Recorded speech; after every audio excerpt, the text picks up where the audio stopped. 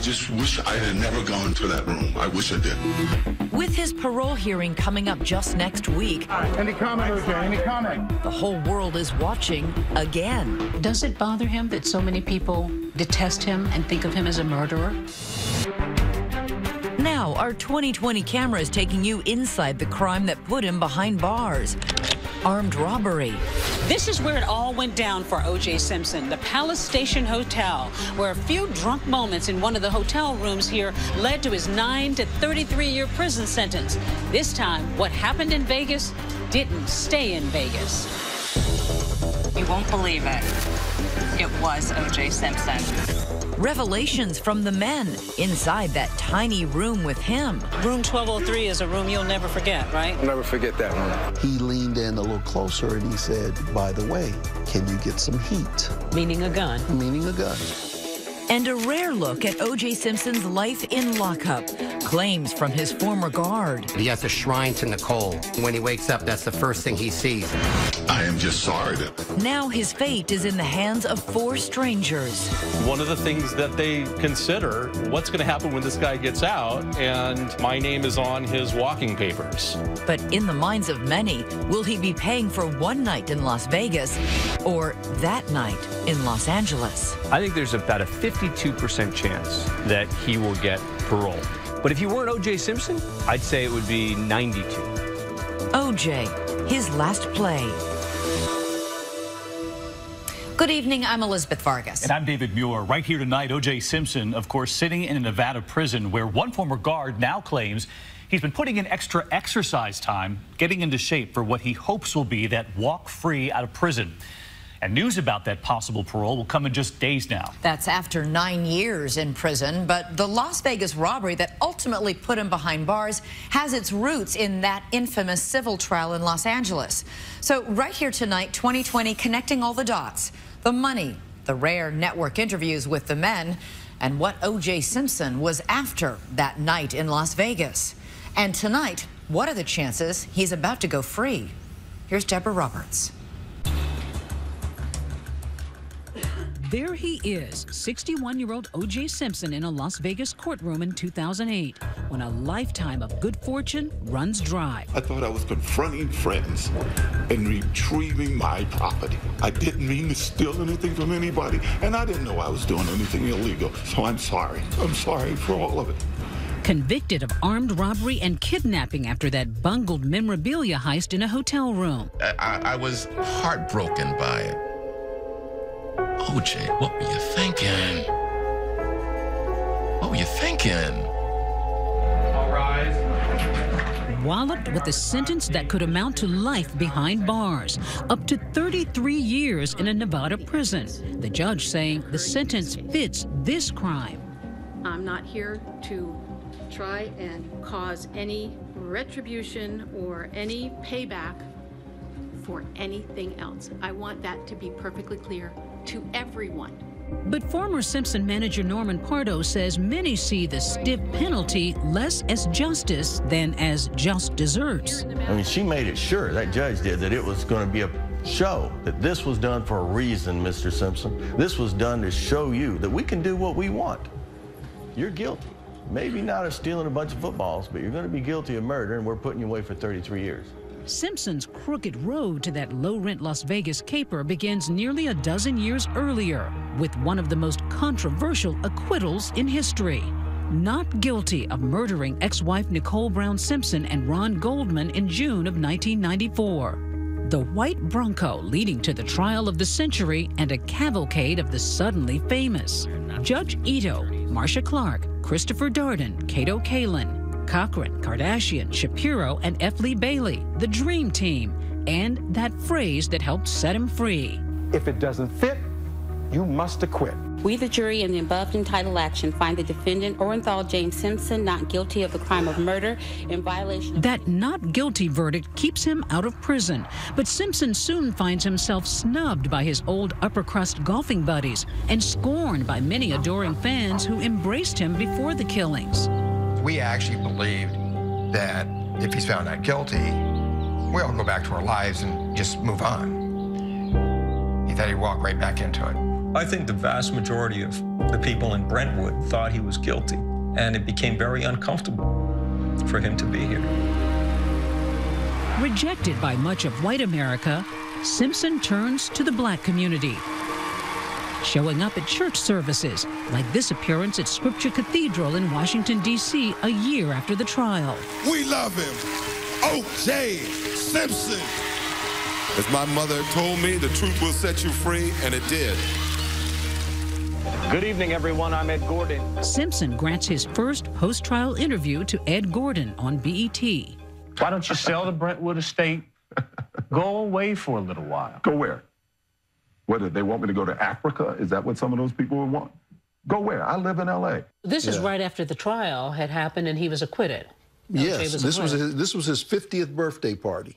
Walter Alexander, a minister now, was in real estate when he met Simpson soon after the acquittal, inviting him to join his regular golf game. How would you describe the friendship? I was the person who pretty much introduced him to the black golfing community. You know, I mean, before me, he really didn't have anybody to golf with. You know, the Hollywood had pretty much turned their back on him, you know, and they didn't want him at the Riviera Country Club anymore. C.J. Stewart says he began golfing with Simpson in 2004. Did you have any view about his guilt or innocence? I'm being totally honest with you. I didn't care. I really wasn't concerned. But Simpson also begins attracting the kinds of friends you don't meet on the golf course. A different O.J. came out of that trial. The first O.J. was the Heisman Trophy winner, the runner, the actor, and then after the trial became the more godfather figure, you know, and it was more of the bad guys coming up to him because they want to hang with the ultimate bad guy. The victims' families sue, and the civil trial a year after the criminal case goes very differently. No cameras in court, and Simpson's forced to testify. And that changed everything. You ever physically hurt her? Yes. You ever bruise her? Yes. Once O.J. Simpson had to testify himself and his story completely fell apart, it was a totally different game. A very brief interruption, everybody. In case you haven't heard the news until now, there has been a verdict in the O.J. Simpson civil trial in California. This time, the jury finds Simpson liable, awarding a wrongful death judgment in the amount of a whopping $33.5 million. Today's 2.5 years, a little over 2.5 years. And we finally have justice for Ron and Nicole. Elizabeth Vargas spoke with Fred Goldman. Is it justice? Not the justice I would like, but it's a way of getting some justice. Although Simpson's always denied any involvement in the murders, his career, all those lucrative gigs, TV pitchman, Rent a Ford fast from Hertz, the superstar in rent-a-car. movie roles, quick, catch your season, Payne. That had all cratered after the first trial. And now the Goldmans begin squeezing the man once known as the Juice. In Santa Monica today, the judge in the O.J. Simpson civil trial says he will order Mr. Simpson to turn over more than 100 of his belongings to the court, including his Heisman Trophy and his golf clubs.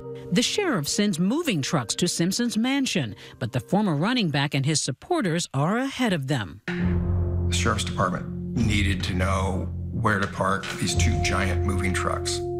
So we knew the day before that they were coming to seize these various items.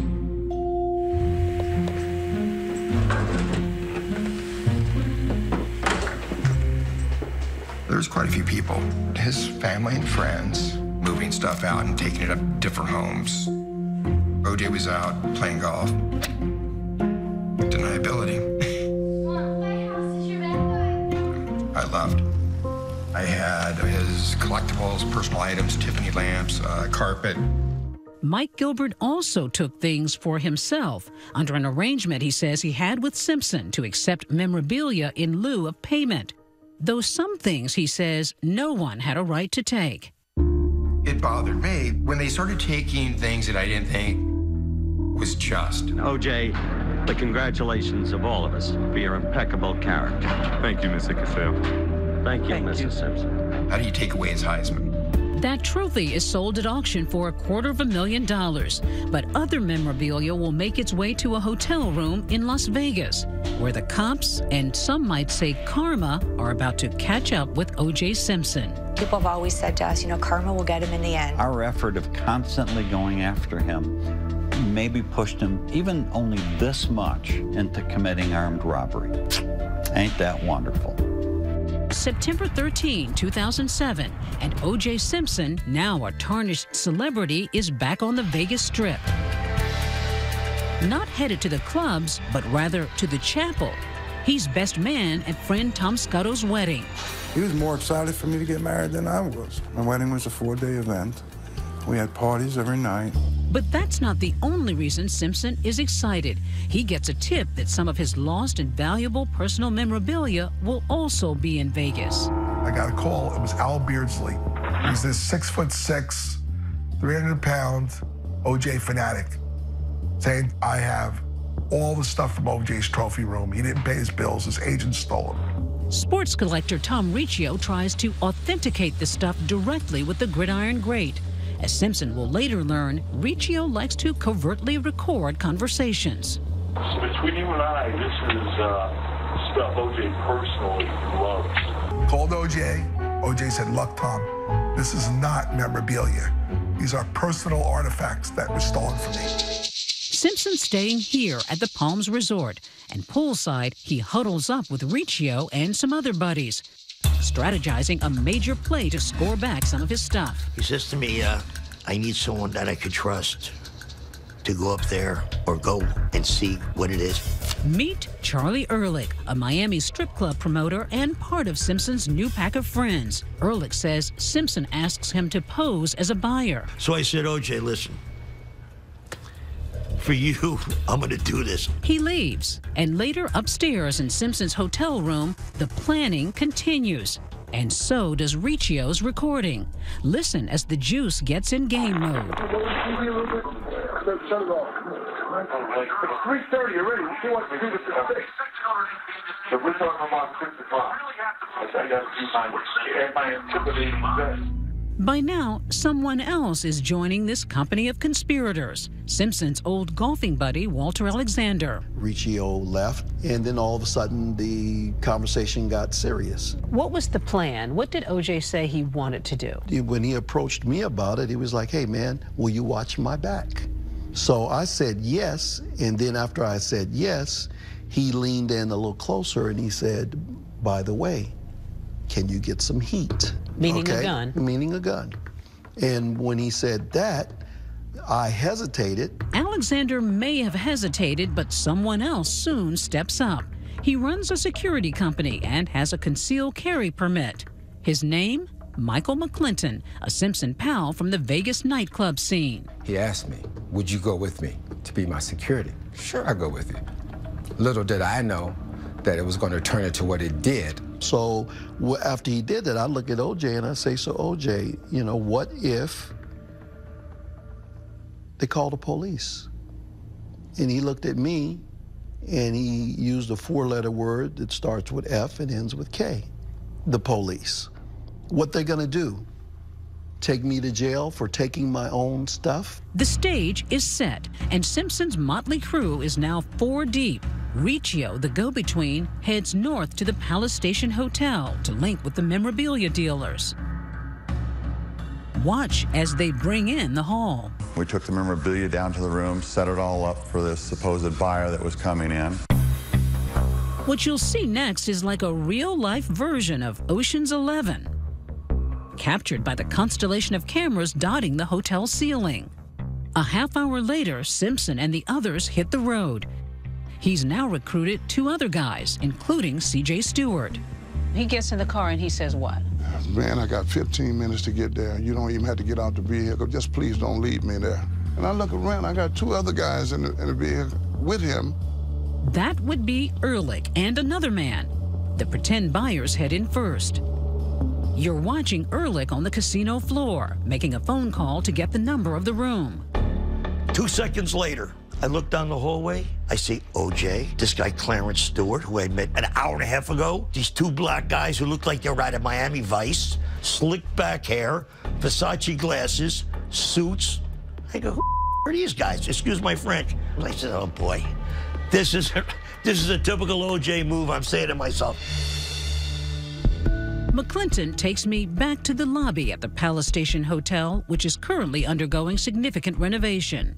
So you come in here, you gather with all of these guys, and who's sort of in charge of the plan? Mr. Simpson is in charge. What did he say? Well, he just said that we were going to wait for some guys to come from down this way. For the first time, everyone comes together. No one knew anybody. It was like going to the good fight at the OK Corral. Or in room 1203. Remember McClinton and Alexander, each armed with a pistol. When we got to the door, Mr. Simpson asked me to show my gun and look menacing. We all barged into the room. The guys in the room were shocked to see Mr. Simpson. This guy had a face on him that was just a rage.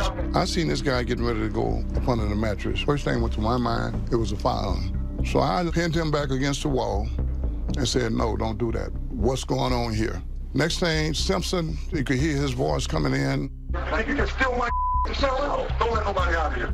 This is actual audio of Simpson inside that room. Secretly recorded by Riccio, it would be critical later in the courtroom.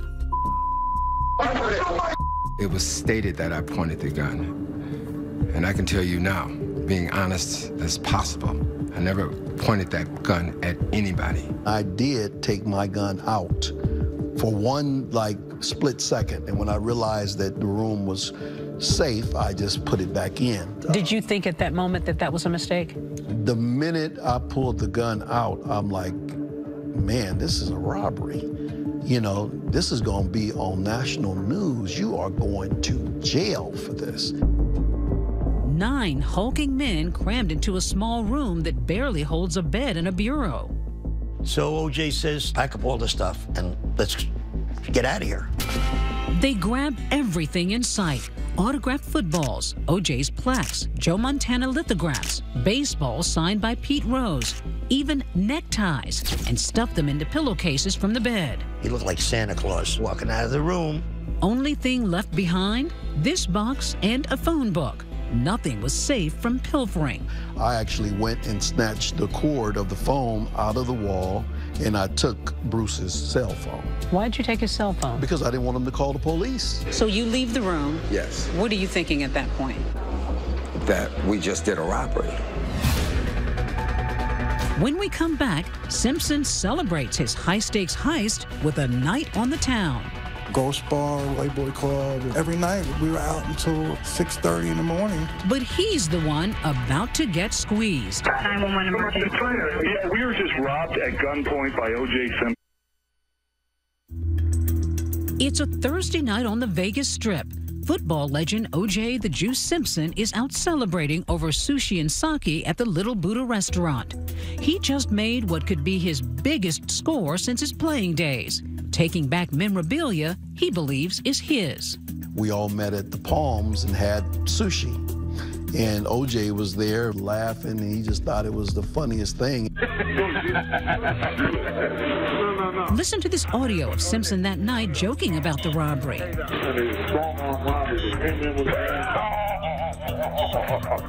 It seems there's no unrecorded moment in this caper.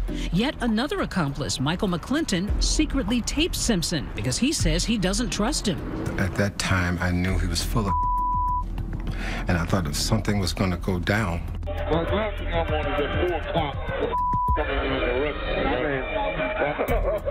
But O.J. Simpson is about to become the butt of his own joke because unbeknownst to him, the memorabilia dealer Alfred Beersley has already called the cops. 911 emergency. Yeah, we were just robbed at gunpoint by O.J. Simpson. Can you send the police here, please? Where are you?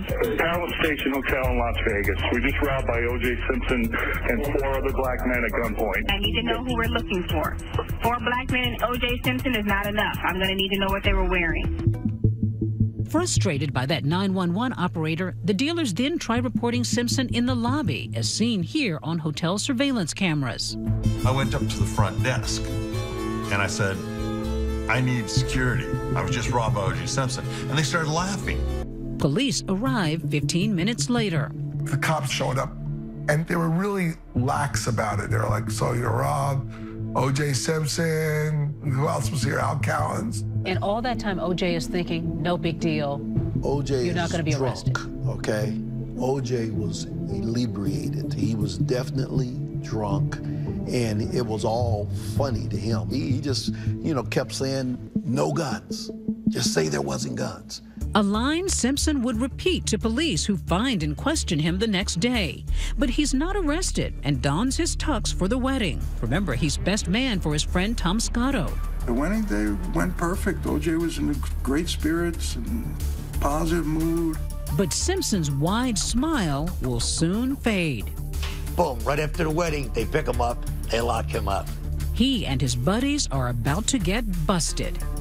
And you knew what was happening? I knew what was going down. Police search Alexander's bag, not for a stolen football, but rather the identifying suit he was wearing. Why? They need to match his outfit to the surveillance tape. When you go to the casino, you're filmed from the minute you go in the door. You know, there was a recording of the entire caper. Did it not occur to you all that there's a camera here? There's cameras here, there's cameras all over this place. That wasn't on my mind, and I'm sure it wasn't on the other guy's mind either. Soon, it's headline news. O.J. Simpson is under arrest in Las Vegas in connection with an alleged armed robbery. Deja vu all over again. O.J. Simpson in handcuffs. And soon, back in familiar territory, a courtroom. Conspiracy to commit kidnapping, a felony offense. Conspiracy to commit robbery, a felony offense. In the gallery, familiar faces, the Goldman family. Oh my God, we giggled and we laughed so hard. I mean, you can't write a better story. Simpson and his 5 pals all under arrest and facing stiff charges. They begin to roll over on the football great, striking a plea deal for lesser charges and no jail time in exchange for testifying against their buddy, O.J. Simpson. I said, OJ, I'm not going to prison for him because I know he wouldn't go for me. But the star witness is Tom Riccio, the man who arranged the meeting between Simpson and the dealers. He's granted immunity. Remember, he secretly recorded the confrontation in room 1203. Listen as it's played in court. You tried to take my shirt. OJ got duped by Tom Riccio. He set OJ Simpson up. Oh yeah, Tom Riccio's a rat. Who did I rat on? Did I rat anybody here? Name a person I ratted on. Riccio says that it was O.J. Simpson who was giving the orders in the room. Maybe I did rat on some people. I don't know. Maybe I did with the O.J. thing. Maybe I did. All right, so I'm a rat. After a 2-week trial, 13 years to the day of this infamous moment, O.J. Simpson's fate is once again in the hands of a jury. Guilty. Count 2, conspiracy to commit kidnapping. Guilty. Count 3, conspiracy to commit robbery. The 61-year-old found guilty on all 12 counts. Friend C.J. Stewart, the only one not to have cut a deal, also guilty of armed robbery. When you heard those words and you're standing there in that courtroom, I froze up and I told the officer, take me to jail. And I showed the lawyer to be there. I asked for this. I left myself open. I wasn't no victim. I allowed myself to get caught up. so you were beating yourself up at that moment. I'm sorry. That's all right. That's all right. Take your time. Take your time. Take your time. Take your time. It's okay. It's okay. I just wanted my personal things, and I realized now I was stupid of me. I didn't mean to hurt anybody, and I didn't mean to steal from anybody. Thank you. Thank you. All right, Mr. Simpson, I'm going to sentence you as follows. Count 1. And then that stiff sentence, up to 33 years in prison. I'm not here to sentence Mr. Simpson for what's happened in his life previously in the criminal justice system. The judge wanted a verdict to parallel the day of the O.J. Simpson trial. I maintain that 33-year sentence echoed the $33.5 million that was imposed in the civil case. That, in my mind, was not a coincidence. It's kind of a bittersweet moment, knowing that that SOB is going to be in jail for a very long time where he belongs. The one-time poster boy now posing for a different kind of close-up. O.J. went from a castle to a cage. Next, what's life like for O.J. Simpson, spending the last 9 years behind bars? On his shelf next to his bed, he has a shrine to Nicole. Inside the Juice's prison cell. Stay with us. Population, 2,000. You're really essentially in the middle of nowhere. There are a smattering of casinos there, cow pastures. It's beautiful in many respects, but the prison is what really defines it. Lovelock Correctional Center, a medium security prison almost the size of the city itself. 1,700 inmates, including prisoner number 1027820. I think he's probably the most famous inmate in the United States at this time. We just see him as inmate Simpson, just like any other inmate. When he first arrived in 2008, he got a greeting from an unlikely pen pal. You wrote him a card in prison. What did it say? Welcome to your new digs. Signed, the Goldman family. Simpson's friend of 20 years, Dr. Henry Johnson, has visited him throughout his confinement. How would you describe his fall from grace? O.J. Simpson being in that prison, coming from an 8,000 square foot mansion on top of Rockingham, that's a very humiliating place to be. Simpson's cell, like this one at Lovelock, is 90 square feet with the standard issue bunk bed, toilet, sink, and 13-inch TV. 2 people live in a cell. You'll have a little desk area, some shelves. Some of them have hot plates. His first years at Lovelock were really difficult. He kept to himself. He didn't really socialize. But after a while, he kind of acclimated to life behind bars.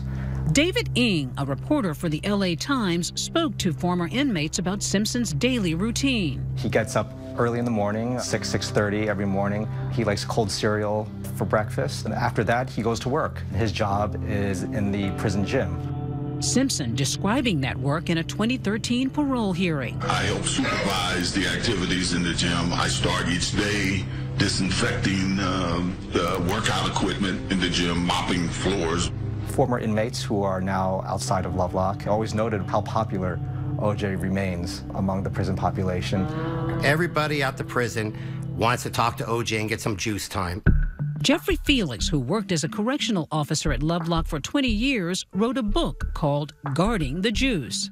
Felix says Simpson was lucky to land at Lovelock. Lovelock is like a cruise ship with barbed wire. They have ping pong, they have basketball. O.J. is the softball commissioner of the Lovelock Correctional Center Softball League. He adds that Simpson's fame has led to some special treatment. O.J. Simpson, the Juice, the Heisman Trophy winner, does not wait on lines at the prison. He'll go to the front of the clinic line, the front of the canteen line, the front of the culinary line. He talks real loud, and he talks in the third party. So, like, for example, he would say, hey, the Juice is hungry. Let's go to the culinary. It's kind of weird. The prison says Simpson's treated like every other inmate, but Felix claims the officers handle him with caution. You just can't put O.J. in handcuffs. You have to have sergeant or above approval to do that. If you're covering an area with a weapon and there's a fight, the untold rule is make sure the Juice isn't there when you go shoot. Because if you shoot, you miss, and you hit O.J. Simpson, it's going to be a very bad day. As for passing time, Felix says for Simpson, it's still about sports. O.J. Simpson watches ESPN 24 hours a day. He reads sports magazines. And he has a notable memento in his cell next to his bed. He has a shrine to Nicole. It's a picture of him and Nicole, and it sits right on his shelf. So when O.J. rolls over in the morning when he wakes up, that's the first thing he sees. Tell me what that is like when you walk into that visiting room and he comes out. What happens between the two of you? The show starts. The show starts? The show starts. O.J. is a showman, even in prison guard. What's the hardest thing for him? Well, I think the hardest thing is being separated from family and friends. I missed my 2 younger kids who we worked hard getting through high school. I missed their college graduations. I missed my sisters, I should say, funeral. I missed all the birthdays and various things. Even with Simpson on the inside, outside fascination remains, with programs like ESPN's Oscar-winning documentary, O.J. Made in America, and the FX Emmy Award-winning series, The People vs. O.J. Simpson. Because I told him I had nothing to hide. What do I got to hide? People wanted to know, was he watching it? What did he think? Did he like how Cuba Gooding Jr. portrayed him? He did not have access to watch those shows. Felix says Simpson's focus has been on one thing: parole. He's on his best behavior 24 hours a day, 7 days a week. He's been in there for 9 years. He's never had a write-up.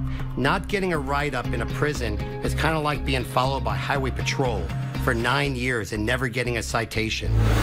Next, Simpson at 70. In 1 week, will he be set free? The bookies, the ones that make bets under the table, have a bet, will O.J. Simpson get his parole? And he is a big-time favorite to get his parole. Stay with us. Good morning. July 2013, O.J. Simpson at a Nevada parole board hearing via closed-circuit camera from the Lovelock Correctional Center.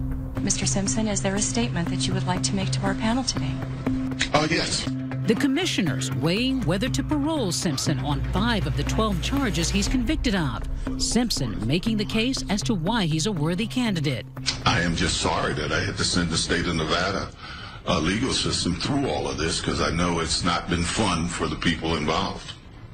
Using a comprehensive review process, the board weighing 11 different criteria, like conduct in prison, prior convictions, age, possible gang activity, or substance abuse.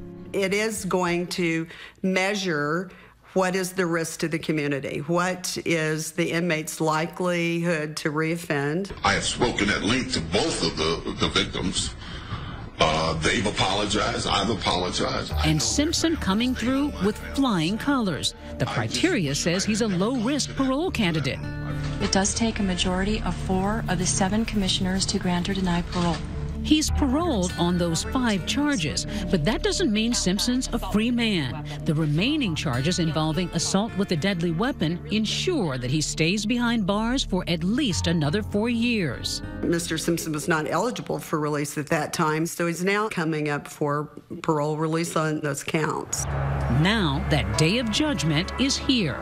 Next Thursday, the parole board reconvenes back in that same hearing room in Carson City, Nevada.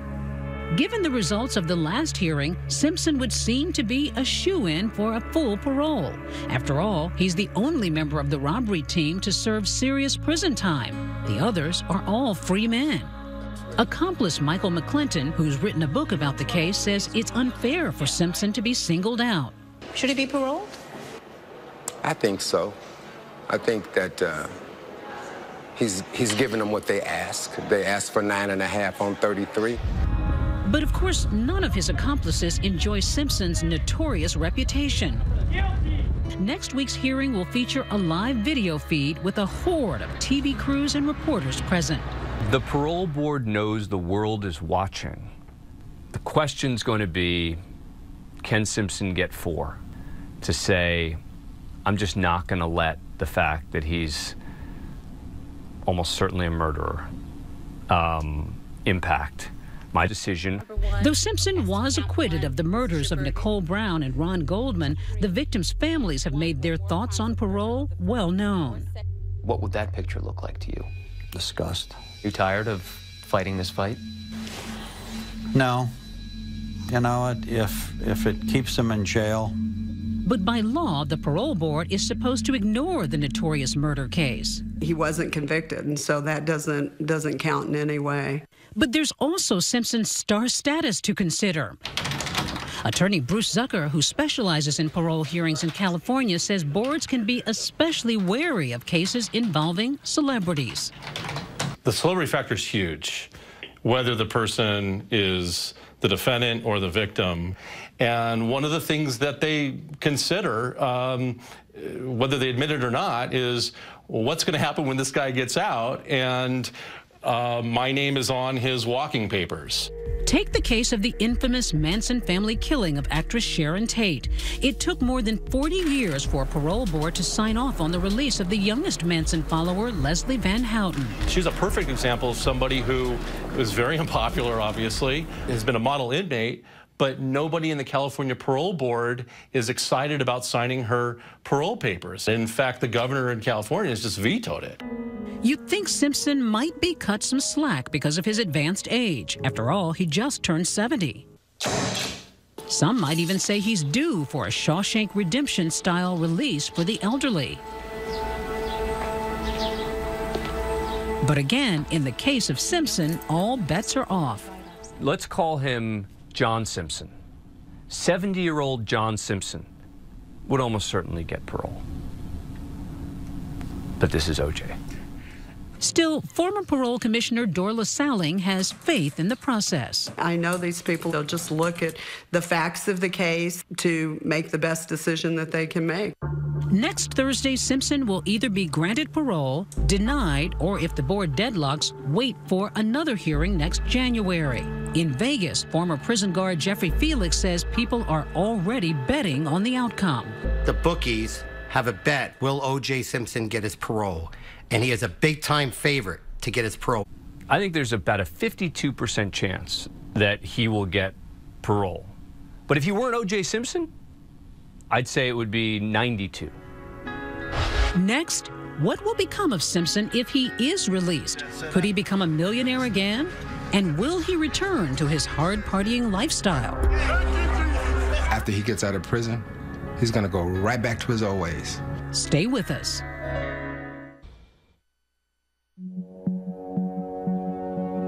Before he became prisoner number 1027820, O.J. Simpson was doing this. Rapping, partying, basking in the glow of recognition and fame.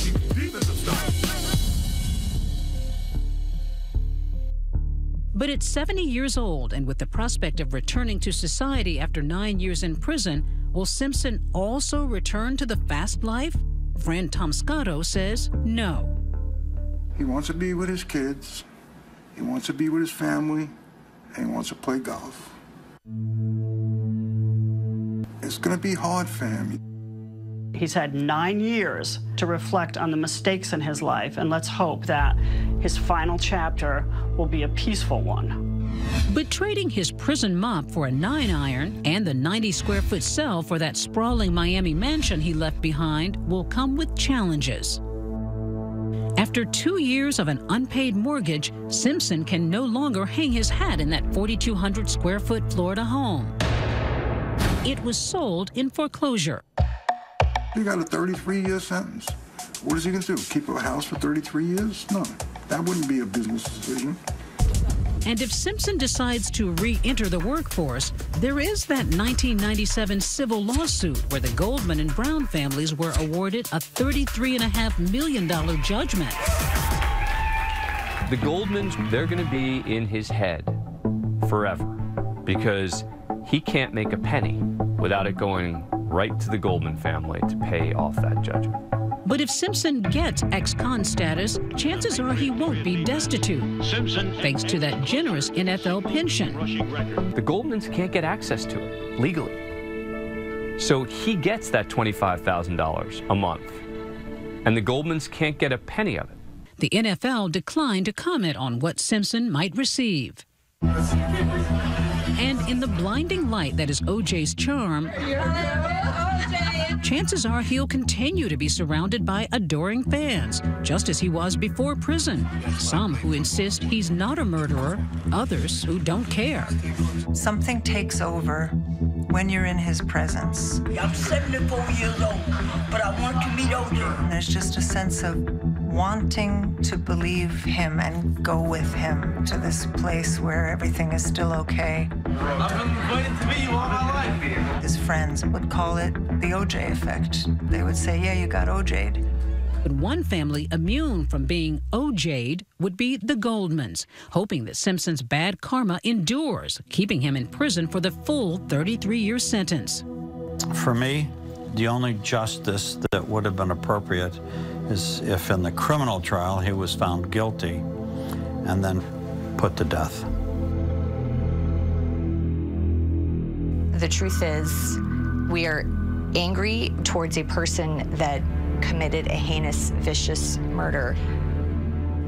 2020 reached out to O.J. Simpson about his upcoming parole hearing, but his lawyer told us he had no comment.